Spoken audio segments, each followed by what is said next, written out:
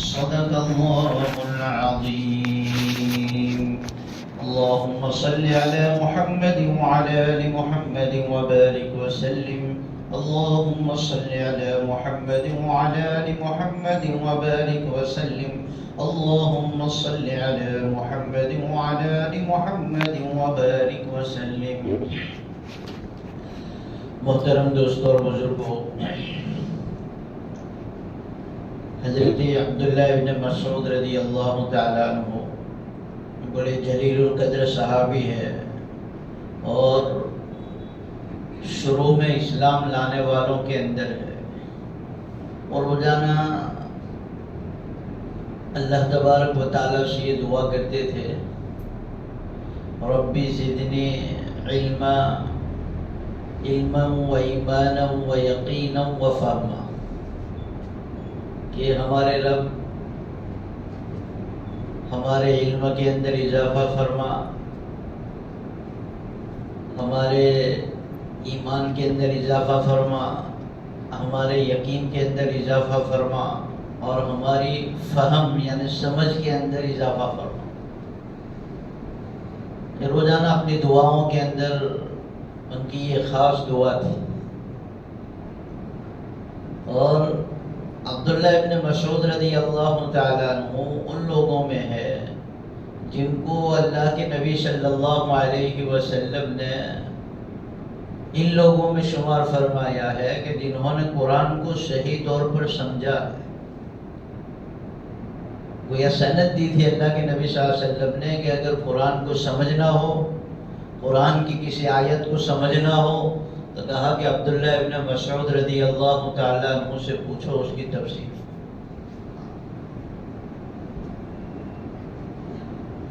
یہ حضرت عبداللہ ابن مسعود رضی اللہ تعالیٰ عنہ فرماتے ہیں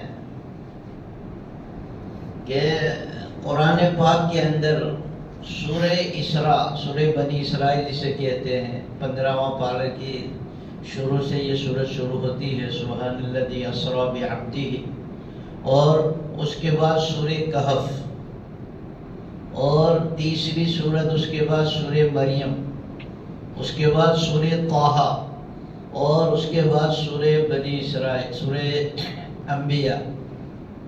یہ 5 سورتیں جو ہے وہ کہا کہ یہ میری اساس ہے. اساس کا مطلب میری مونڈی ہے. اس کو میں نے بڑی محنت سے حاصل کیا ہے اور اس کو بڑی محنت سے سمجھا ہے. ان 5 سورتوں کے متعلق علماء کرام محققین یہ فرماتے ہیں کہ بنی اسرائیل اس سورت کے اندر اللہ تبارک و تعالیٰ نے یہودیوں کا ذکر کیا. یہودیوں کے سارے حالات، ان پر کیا گزرے گی، ان کے اوپر کیا ہوگا، یہ ساری چیزیں کہا کہ بنی اسرائیل کے اندر ذکر کی ہے. سورہ کہف یہ سورہ گویا سورہ دجال ہے. دجال کے فتنوں کو اور اس سے بچاؤ کی صورتوں کو اللہ تبارک و تعالیٰ نے گویا اس کے اندر بیان فرمایا ہے. اور اس کے بعد سورہ مریم ہے. سورہ مریم کے اندر اللہ تبارک و تعالیٰ نے عیسائیت کو بیان فرمایا ہے. عیسائی لوگ، ان کے سارے کلچر، ان کے سارے عقائد اور اس کا باطل، اس کو بیان فرمایا. تو ایک طرف گویا سورہ یہود ہے اور ایک طرف سورہ عیسائیت ہے، اور ان دونوں کے درمیان میں کہا کہ دجال والی صورت کو لائے. علماء کرام نے ایک عجیب بات فرمائی ہے، اس پر نقطہ بیان فرمایا ہے کہ دجال کو پنپنے کا اور دنیا کے اندر اپنی طاقت کو ظاہر کرنے کے لیے کہا کہ یہ دونوں قومیں جو ہے وہ مدد کریں گی. یہودیت اور نصرانیت، عیسائیت، یہ دونوں مل کر دجال کو کہاں کہ طاقت فراہم کریں گے اور دجال کی معاونت کریں گے، اس کے کہا کہ اس کے دجل کو چلانے کے لیے. اس کے بعد اللہ تبارک و تعالیٰ نے سورہ طٰہٰ یہ صورت لائے، اس کے اندر اللہ تبارک و تعالیٰ نے اپنی تخلیق کو بیان فرمایا ہے، اپنی طاقت کو بیان فرمایا ہے کہ میں نے کیسے زمین و آسمان کو بنایا ہے اور میری طاقت کیا ہے۔ اور اس کے بعد سورہ انبیاء ہے، سورہ انبیاء کے اندر اللہ تبارک و تعالیٰ نے پہلے نبیوں کے واقعات بیان فرمائے کہ ان کے اوپر کیا حالات آئے، انہوں نے کیا محنتیں کی، اور جن لوگوں نے ان نبیوں کا کہنا نہ مانا ان کے ساتھ اللہ تبارک و تعالیٰ نے کیا برتاؤ کیا، ان کا نتیجہ کیا نکلا۔ یہ 5 صورتوں کا خلاصہ ہے۔ عبداللہ ابن مسعود رضی اللہ تعالیٰ عنہ فرماتے ہیں کہ یہ صورتیں جو ہے وہ کہا کہ بھئی میری اساس ہے، یعنی آدمی ان صورتوں کی تعلیمات کو اپنے پلے باندھ لے۔ سب سے بڑا مسئلہ ہمارا دوستو یہ ہے، اللہ ہمیں معاف فرماوے، ہماری قوم کو اللہ بیداری دے، ایک تو قرآن کے پڑھنے کا شوق ہی ہمارے دلوں کے اندر سے نکل گیا۔ قرآن کے پڑھنے کا شوق ہمارے دلوں کے اندر سے نکل گیا۔ اگر میں کہوں تو شاید میں غلط نہیں ہوگی میری بات کہ 90% لوگ تو ایسے ہیں کہ جو قرآن کو رمضان تو رمضان پڑھتے ہیں، رمضان تو رمضان پڑھتے ہیں، اور بہت کچھ ایسے ہوتے ہیں جو سورہ یاسین پڑھ کر یوں سمجھتے ہیں کہ ہم نے قرآن کا حق ادا کر دیا۔ صبح میں سورہ یاسین پڑھ لی تو یوں سمجھتے ہیں کہ ہم نے قرآن کا حق ادا کر لیا، حالانکہ قرآن جو ہے وہ کہا کہ زندگی کے سارے پیچ و خم اور زندگی کے سارے حالات اور سارے فتنوں سے بچنے کا ذریعہ جو ہے وہ قرآن ہے۔ اصل تو یہ اللہ کا میسج ہے، اس کو سمجھنا تھا ہمیں کہ ہم سمجھے کہ اللہ ہمیں قرآن کے اندر کیا فرما رہا ہے، میرا اللہ مجھے کیا میسج دیتا ہے۔ یہ اصل چیز تھی۔ اب سمجھنے کی بات تو دور رہی۔ رمضان میں قرآن کا درس ہوتا ہے تو کتنے آدمی بیٹھتے ہیں وہ ہم کو پتا ہے۔ یہ ہمارا تعلق ہے قرآن کے ساتھ۔ اب ان صورتوں کے مضامین کو سمجھنا کہ یہ صورتیں ہمیں کیا درس دے رہی ہے، کیا سبق دے رہی ہے۔ قرآن کا جو سینٹر ہے انہی صورتوں کے اندر، سورہ کہف کے اندر کہا کہ قرآن کا سینٹر ہے وَلْيَتَلَطَّفْ۔ یہ قرآن کے اندر آپ نے دیکھا ہوگا سورہ کہف کے اندر وَلْيَتَلَطَّفْ جو جملہ ہے اس کو لکھنے والوں نے، کاتبوں نے بڑے حرف سے لکھا۔ یہ سینٹر ہے قرآن کا، بیچو بیچ ہے۔ اور وَلْيَتَلَطَّفْ کا معنی، اس کا اصل معنی یہ ہے کہ چوکن نہ رہنا۔ کیا رہنا؟ چوکن نہ رہنا۔ وہ قرآن ہمیں یہ سبق دے رہا ہے کہ قرآن تمہیں یہ کہہ رہا ہے کہ یہ قرآن جو ہے وہ یہ سکھا رہا ہے کہ ہر وقت چوکنے رہو۔ دنیا میں کیا چل رہا ہے اور دنیا کے کیا حالات ہے، مسلمانوں کے اوپر کیا بیت رہی ہے اور ان حالات کا حل کیا ہے، یہ سارے حالات سے باخبر اور چوکن نہ رہنا، یہ قرآن کی تعلیم، یہ قرآن کی تعلیم ہے۔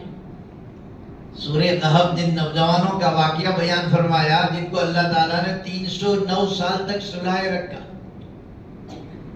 309 سال تک ایک کار کے اندر وہ سوئے رہے، وَنُقَلِّبُهُمْ ذَاتَ الْيَمِينِ وَذَاتَ الشِّمَالِ، اور پھر اس کے اندر کہا کہ ان کی وہ کروٹ بھی بدلتے تھے، سوتے سوتے کروٹ بھی ان کی بدلتی تھی، ہم ان کو پلٹاتے تھے، کبھی ادھر کی کروٹ سو رہے ہیں، کبھی ادھر کی کروٹ سو رہے ہیں۔ اس میں مفسرین نے بات آ گئی درس کر، تو مفسرین نے ایک نقطہ لکھا ہے کہ اصل میں آدمی ایک ہی طرف کہا کہ جب لیٹے کے سوتا رہے گا تو کہا کہ اس کا جسم جو ہے وہ زمین کے ساتھ لگے رہنے کی وجہ سے کہا کہ اس جسم کے اوپر کہا کہ وہ بالکل معاف ہو جائے گا۔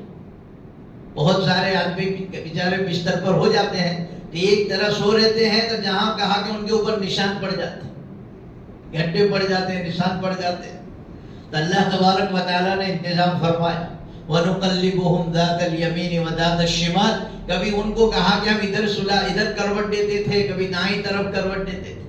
وَقَلْبُهُمْ بَاسِطٌ ذِرَاعِهِ بِالْوَسِيطِ، اور ان کا کتا جو ہے وہ کہا کہ برابر اپنی بازوؤں کو پھیلائے اسی طرح بیٹھا رہا. 309 سال تک کتا جو ہے اسی شکل کے اندر اپنے بازوؤں کو پھیلا کر بیٹھا رہا. تو ایک سوال عجیب پیدا ہوا کہ بھئی جب ان کو کروٹ دیتے تھے تو کتے کو کیوں نہیں ہلایا؟ اس کے اعضاء بھی کہا کہ بھئی سڑ سکتے ہیں. تو ڈاکٹروں نے تحقیق کر کے بتایا کہ بھئی کتے کے جسم کے اندر ایسی چربی ہوتی ہے کہ وہ چربی کی وجہ سے وہ ایک جگہ پر کئی سال تک بیٹھا رہے تو بھی کہا کہ اس کا وہ جسم جو ہے اس کے اندر اثر نہیں ہوتا. اللہ اللہ ہے، اس کی تخلیق ہے اور اس کی کہا کہ ترتیب ہے. خیر یہ بات تو بیچ میں آ گئی تھی. تو کہا کہ قرآن کا سبق یہ ہے کہ ہم چوکنے رہیں. تو وہ اصحاب کہف جو تھے وہ 309 سال کے بعد جب بیدار ہوئے ہیں اور بیدار ہونے کے بعد کہا کہ بھوک لگی، بھوک کا تقاضا لگا. 309 سال تک نہ بھوک لگی نہ پیاس لگی نہ کوئی چیز تھی، لیکن جیسے بیدار ہوئے بھوک کا احساس ہوا. تو کہا کہ انہوں نے اپنے ساتھیوں میں سے ایک ساتھی کو طے کیا کہ بھئی آپ جاؤ اور بازار کے اندر جا کر کہا کہ بھئی چیز لے کر آؤ. اپنے ساتھ انہوں نے وہ کرنسی اپنے زمانے کی ان کے پاس تھی. اب وہ کہا کہ وہ جب لے کر وہ جا رہا ہے تو اس وقت وہ ان کا بڑا جو ہے نصیحت کر رہا ہے کہ وَلْيَتَلَطَّفْ، کہ چوکن نہ رہ کر جانا. ہاں تو یہ سبق ہے ہمیں ایمان والوں کو کہ ایمان والا ہمیشہ چوکن نہ رہتا ہے، ان حالات سے باخبر رہتا ہے. دنیا کے حالات سے ایمان والا بالکل باخبر رہتا ہے. ایمان والا کہاں کہ دنیا کے حالات سے دھوکہ نہیں کھاتا اور اس کے اوپر مایوسی نہیں آتی. اس کی نظر کے سامنے قرآن کا جب پیغام ہوگا تو قرآن کے پیغام کے ذریعے اس کا یقین بنے گا کہ بھئی کرنے والی ذات تو اللہ کی ہے اور اللہ تبارک و تعالیٰ کا نظام ہے اور اللہ اپنے نظام کو چلاتے ہیں اور وہ اللہ تبارک و تعالیٰ اپنے نظام کے چلانے کے اندر کہا کہ کسی کے محتاج نہیں. وہ سبب جو بھی پیدا کرتے جس طرح کے حالات پیدا کرتے. بہرحال میں یاد کر رہا تھا کہ یہ جو صورتیں میں نے بیان کی وہ صورتیں کہا کہ یہ عبداللہ ابن مسعود رضی اللہ تعالیٰ عنہ فرماتے ہیں کہ میری اساس ہے. یعنی اس کے اندر جو سبق ہمیں دیا گیا ہے، اس کے اندر جو حالات ہمارے سامنے بیان کیے گئے، اس میں ایک کہا کہ حالت یہ بیان کی گئی کہ یہودی جو ہے وہ یہودیوں نے جب شور مچایا، یعنی حضرت عیسیٰ علیہ السلام کو ان کے گمان کے مطابق انہوں نے کہا کہ بھئی سولی پر چڑھا دیا. حالانکہ ان کو سولی پر نہیں چڑھایا تھا. وما قتلوه وما صلبوه ولكن شبه لهم. ایک آدمی کی شکل کہا کہ عیسیٰ علیہ السلام جیسی بنا دی گئی تھی جن کو وہ عیسیٰ سمجھے اور عیسیٰ علیہ السلام سمجھ کر کہا کہ ان کو پھانسی پر چڑھا دیا اور عیسیٰ علیہ السلام کو اللہ تبارک و تعالیٰ نے آسمانوں کے اوپر اٹھا لیا. تو ان کے گمان کے مطابق کہا کہ انہوں نے عیسیٰ علیہ السلام کے ساتھ یہ بات کی. اللہ تبارک و تعالیٰ نے ان کے اوپر کہا کہ ایک بادشاہ کو مسلط کیا. اس بادشاہ نے ملک شام کے اندر ان یہودیوں کی اینٹ سے اینٹ بجا دی اور یہودیوں کو کہا کہ قتل کر دیا. جہاں دیکھا ان کو مار دیا. لاکھوں کی تعداد میں یہودیوں کو کہا کہ قتل کیا گیا. اور اللہ تبارک و تعالیٰ نے قرآن پاک کے اندر فرمایا کہ وہ اب کہا کہ ملک شام کے اندر پھر آ نہیں سکتے. ملک شام قرآن کی اصطلاح کے اندر کہا کہ فلسطین، سیریا اور جورڈن، یہ جو ملک ہیں ان ملکوں کو کہا کہ بھئی ملک شام کہا جاتا ہے. ملک شام کہا جاتا تھا اس زمانے کے اندر. تو کہا کہ یہاں سے ان کو ایسا کھڈیر دیا اور پھر اس وقت کی حکومت نے یہ لو پاس کیا کہ بھئی اس ملک کے علاقے کے اندر یہودی جہاں بھی نظر آئے بغیر کسی تحقیق اور پوچھ تاچھ کے اس کو گولے مار دی جائے. یہ حکم دے دیا.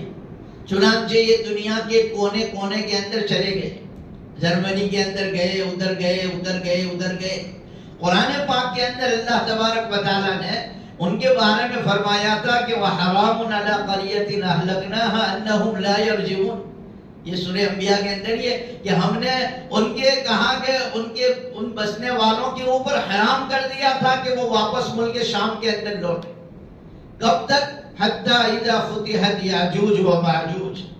کہا کہ جب یاجوج اور ماجوج کے نکلنے کا وقت ہوگا اس وقت کہا کہ وہ سارے وہاں سے پوری دنیا سے جمع ہو کر کہا کہ یہ ملک شام کے اندر جمع ہو، ملک شام کے اندر آئے. ایک بات یاد رکھو، قرآن کو سمجھے بغیر کہا کہ ہم کوئی چیز سمجھ نہیں سکتے. کوئی دنیا کی بڑی سے بڑی ڈگری اور پی ایچ ڈی حاصل کر لے اور بڑا ڈاکٹر اور انجینئر اور بڑا کہا کہ بھائی سائنٹسٹ بن جاوے اور سیاسی اعتبار سے کہا کہ بہت بڑا یہ آگے بڑھ جاوے، پی ایچ ڈی کر لے، اس کے اندر قرآن کو سمجھے بغیر یہ سیاست کو سمجھ نہیں سکتا. ہاں، قرآن کو سمجھے بغیر سیاست کو یہ سمجھ نہیں سکتا. اس لیے قرآن کو سمجھنے کی ضرورت ہے. تو کہا کہ پھر اللہ تبارک و تعالیٰ ان تمام کو کہا کہ ایسے حالات پیدا کرے گا کہ وہ سارے کے سارے کہا کہ بھائی یہاں ملک شام کے اندر آ کر بسے. چنانچہ آ کر بس گئے. قرآن کا جو عمل ہے، قرآن کی جو بات ہے وہ پوری ہو رہی ہے. اب اس کے وقت کہا کہ یہ سارے حالات اس وقت جو ہمیں نظر آ رہے ہیں، فلسطین کے اندر کے حالات اور ان کے اوپر کہا کہ بمباری اور ان کے مقابلوں کے لیے کہا کہ بھائی مجاہدوں کا جمع ہو جانا اور مجاہدوں کا نہتے ہو کر کہا کہ ان کے اوپر حملے کرنا اور اللہ کی مددوں سے ان کی ٹینکوں کو توڑنا، یہ سارے حالات ہمارے سامنے ہیں. ان حالات سے کہا کہ ہمیں کیا سبق لینا ہے؟ ایک تو ہمارے اوپر مایوسی آ رہی کہ سوشل میڈیا کے ذریعے اور ان ساری چیزوں کے ذریعے کہا کہ ان بچوں کے اور ان عورتوں کے کہا کہ ان کی لاشیں اور ان کے کہا کہ بھئی ٹوٹے پھٹے جسموں کو بتایا جا رہا ہے، جس کے ذریعے کہا کہ ایک نا امیدی پیدا ہوتی کہ اب کیا ہوگا، اب کیا ہوگا، اب کیا ہوگا. یہ بھی ایک دجالی کہا کہ ایک دجالی فریب ہے کہ مسلمانوں کی ہمت کو کس طرح پسپا کیا تھا. لیکن یہ اللہ کا نظام ہے کہ جن کے گھر برباد ہوئے، جن کی اولادیں اور جن کے ماں باپ اور جن کے بچے کہا کہ بھائی ان کے اندر شہید ہوئے، کہا کہ وہ نوجوان کہا کہ اب تیار ہو رہے ہیں. انہوں نے جہاد کے اوپر کہا کہ بیعت لے لی اور اب وہ کہا کہ ان مقابلوں کے لیے تیار ہے. گویا امام مہدی کا جو لشکر ہے وہ لشکر تیار ہو رہا ہے، لیکن اس کے لیے جو کوالٹی چاہیے کہ ایسے آدمی اور ایسے افراد جو دنیا کے سارے حالات کا مقابلہ کر سکے، کوئی باطل کا تاثر ان کے دل کے اندر نہ ہو اور ہر طرح کے حالات جھیلنے کی ان کے اندر تیاری ہو. ایک ہفتہ تک کھانا نہ ملے، صبح سے شام تک ایک کھجور پر اپنا پیٹ بھرنا پڑے تو اس کے لیے تیار ہو. اللہ تبارک و تعالیٰ امام مہدی کی معاونت کے لیے ایسے افراد کو تیار کر رہا ہے. ظاہر میں ہمیں ایسا نظر آ رہا کہ اتنے بم گر رہے ہیں اور اتنے ایسے حالات آ رہے ہیں اور ایسے چھوٹے چھوٹے بچے کہا کہ ان کی لاشیں معصوم کے چہروں کے اوپر کہا کہ بم گرائے جا رہے ہیں. ظاہری نقشے تو ہمیں یہ نظر آ رہے ہیں، لیکن اندر جو چیز بن رہی ہے وہ کہا کہ حق اور باطل کے مقابلے کے لیے کہا کہ ایک میدان تیار ہو رہا ہے. یہ تو وہاں کے حالات ہے اور انہوں نے تک ٹھان لیے، انہوں نے تو یہ طے کر لیا ہے کہ چاہے کچھ بھی ہو جاوے ہم کہا کہ مسجد اقصی کو آزاد کر کے رہیں گے اور ان دیوسوں اور ناپاکوں کو کہا کہ ختم کر کے رہیں گے. ان مجاہدوں نے یہ طے کر لیا. ساری دنیا ان کے خلاف ہے، ساری دنیا کہا کہ کوئی ان کی مدد کے لیے کہا کہ کوئی آ نہیں رہا. پانی کی تکلیف ہے، کھانے کی تکلیف ہے، رہنے کی تکلیف ہے. ٹینٹوں کے اندر رہتے ہیں تو ان کے ٹینٹوں کے اوپر کہا کہ بم گرائے جا رہے. یہ سارے حالات ہیں، لیکن ان حالات کے اندر بھی کہا کہ یہ جمے ہوئے ہیں اور باطل کا مقابلہ کر رہے ہیں. ابھی یہ ہفتے کے اندر ایک مسجد کے اندر، مسجد وہ بھی ٹوٹی ہوئی تھی، اس کے اندر نماز پڑھ رہے تھے، اس کے اندر بم گرایا گیا. سجدے کی حالت کے اندر امام سجدے میں گئے ہوئے تھے، مصلی سجدے میں تھے. وہ بم گرا اور اسی کے اندر کہا کہ بھائی لاشوں کے ڈھیر لگ گئے، لاشوں کے۔ لیکن ایمان ایسا ہے، اندر کی طاقت ایسی ہے، اندر کا پاور ایسا ہے کہ ایک ماں جو ہے وہ جس کے 4 بچے، 4 نوجوان بچے اسی مسجد کے اندر شہید ہوئے بم کے اندر، لیکن وہ ہنس رہی ہے، وہ مسکرا رہی ہے کہ الحمدللہ اے اللہ تو نے میرے 4 بچوں کو قبول کر لی۔ ذرا ہم اس کی جگہ پر اپنی ذات کو یا کہا کہ بھئی اپنی عورت کو اپنے سامنے رکھ کر ہم سوچیں کہ ہم پر کیا گزرے گی، اگر یہ حالات ہمارے اوپر ہو تو ہم پر کیا گزرے۔ لیکن وہ ماں کہہ رہی ہے کہ اللہ تیرا شکر ہے، اے اللہ تیرا شکر ہے کہ میرے 4 بچوں کو تو نے کہا کہ سجدے کی حالت میں قبول کر لیے، یہ اللہ پتہ نہیں تو نے میرے کون سی نیکی کا یہ بدلہ مجھے دیا۔ اور پھر وہ کہہ رہی ہے آسمان کی طرف ہاتھ اٹھا کر خود بھی دمائی نہ حتی تردا، کہ اللہ تو ہمارا جتنا خون بہانا چاہے اتنا بہا لے، ہم تیار ہیں یہاں تک کہ تو ہم سے راضی ہو جا۔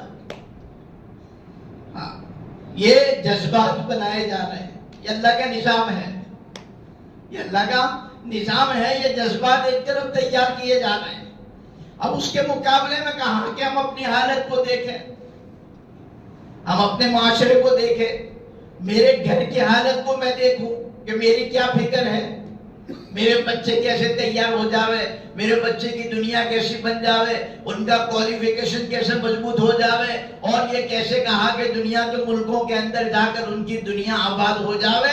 ہر باپ اکثر کہا کہ ماں باپ جو ہے اسی فکر کے اندر پڑے ہو، اور ایک طرف کہا کہ وہ فوج تیار ہو رہی۔ یہ اللہ کا نظام ہے، اور یاد رکھنا اللہ تبارک و تعالی غافل نہیں ہے۔ وَمَا رَبُّكَ بِغَافِلٍ عَمَّا تَعْمَلُونَ، کہ تم جو کچھ کرتے ہو تمہارا رب اس سے غافل نہیں۔